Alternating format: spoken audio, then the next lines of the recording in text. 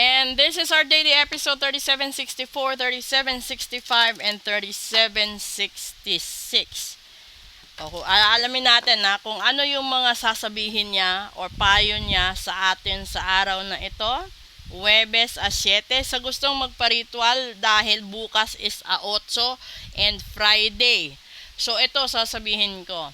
Kung gusto nyo ng eternal love, infinity na blessings sa pera, sa kalusugan, at sa kung ano paman, nagkataon yung 8, Biyernes po, bukas, or mamayang gabi, kung gusto nyo.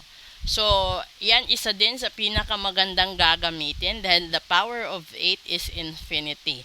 So, kung gusto mong magpa-ritual patungkol sa pera, sa kalusugan, sa love life mo, sa negosyo mo, sa lahat-lahat, gawin mo ngayon. Okay? Ito. Una, vibrancy, di ba? Lumabas. Pangalawa, miracles, sinasabi ko sa inyo. Pangatlo, freedom. O, di ba? Ito yung mga bagay na talagang gustong-gusto natin makamtan sa buhay natin. No? Wala naman sigurong tao na ayaw akitin, no? Yung mga bagay na nakakapagaan ng loob at nagbibigay ng malaking biyaya sa atin. Ito yung mga miracles na hinahanap natin, no? Ito yung vibrations na meron tayo. So kung ano yung mga sitwasyon nyo ngayon, yun yung ina-attract nyo. So kung marami kayong problema, ibig sabihin nag-a-attract pa kayo lalo ng maraming problema. Kung meron kayong mga blessings, sikapin ninyo na huwag kayong magkaroon ng mga dagdag na problema. Kasi kahit gaano kadami ang blessings mo, kung ina-accommodate mo yung problema, yun yung mag-o-overlap doon at yun yung makukuha mo. At dito naman sa sinasabi dito nga miracles at saka yung freedom mo, bago mo ito makukuha, dapat true or pure ang intentions mo. Sa ito, no? Walang taong nagkakasala kung nagmahal ka, no? Nakalimitan sasabihin ng kapwa-tao natin na nagmahal ka nga lang doon pa sa may asawa, 'di ba?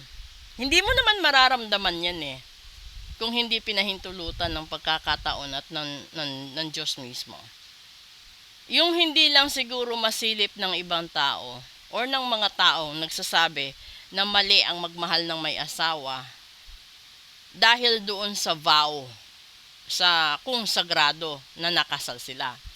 Pero yung magmahal ka or nagmahal ulit, 'di ba?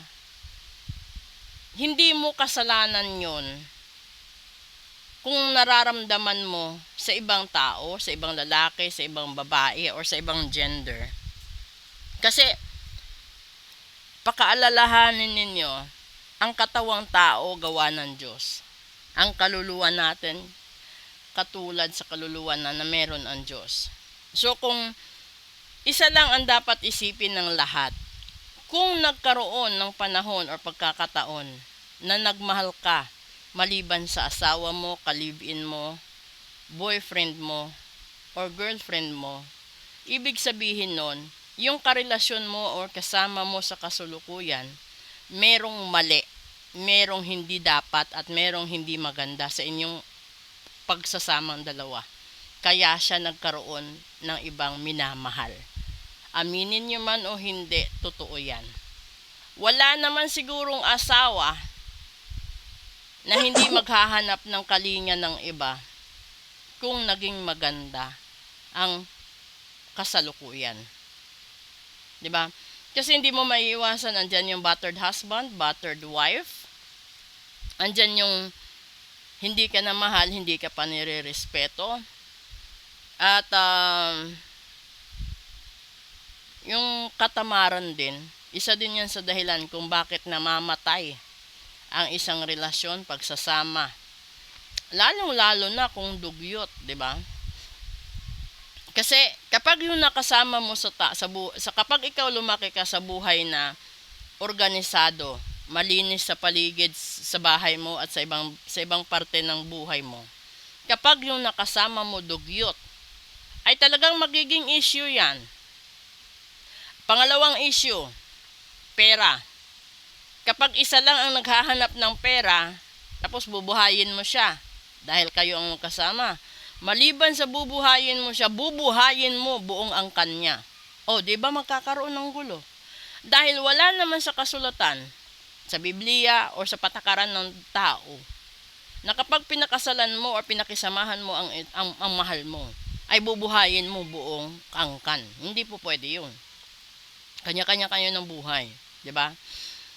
Yung pangangailangan ng isa or ng asawa mo, yun lang dapat.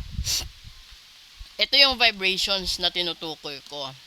So, kung ang vibrations mo ay sumipsip, ay, sipsipin ng sipsipin ang blessings, ibig sabihin, hindi mo makakamtan yung miracles at saka yung freedom dahil karma ang masisipsip mo sa bandang huli.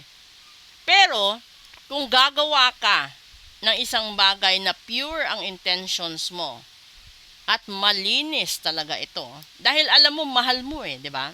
So, kapag mahal mo, di bali nang wala siyang iaambag na pera, di baling wala siyang magagawa kasi mahal mo. Ibibigay mo lahat ng magagawa mo. Ngayon, yung mali lang doon sa kwento, 'di ba? Na magkaroon ka ng isang tao sa buhay mo, tapos gagamitin ka lang. Papalabasin niya mahal ka, pero gagamitin ka lang. Iba yung mahal sa ginagamit ka lang dahil kailangan ka. So kung authentic and pure ang intentions mo sa buhay mo, then you will have miracles and you will have that freedom. Pero kung gigipitin mo lang ang isang tao dahil galit ka, then hindi po yun maganda. Pero maliban ulit kung nabarang, nakulam, nasumpa ka. Kasi hindi na yon natural. So, yung gagawin mo para lumabas yung natural na pangyayari, tanggalin mo lahat ng harang. Tanggalin mo lahat ng mga negatibo along the way. And that is, tanggalin mo yung barang, tanggalin mo yung kulam, tanggalin mo yung gayuma, at saka yung kung ano pang meron dyan, kamalasan, no? Tanggalin mo, ipa-cleansing mo para buo ang takbo ng buhay mo. Kasi magtataka ka, gumagawa ka naman ng kabutihan, nire-respeto mo naman, mahal mo, pamilya mo, trabaho mo, etc. Pero bakit ang alat ng sitwasyon? 'Di ba? So ngayon, yung last part dyan is ritual mo.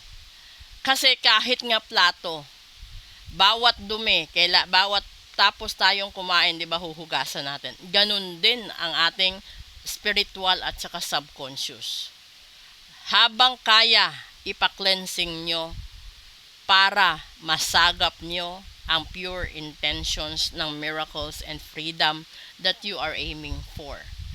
8 tayo bukas at mamayang hating gabi yan, papasok ang vibrations ng infinity.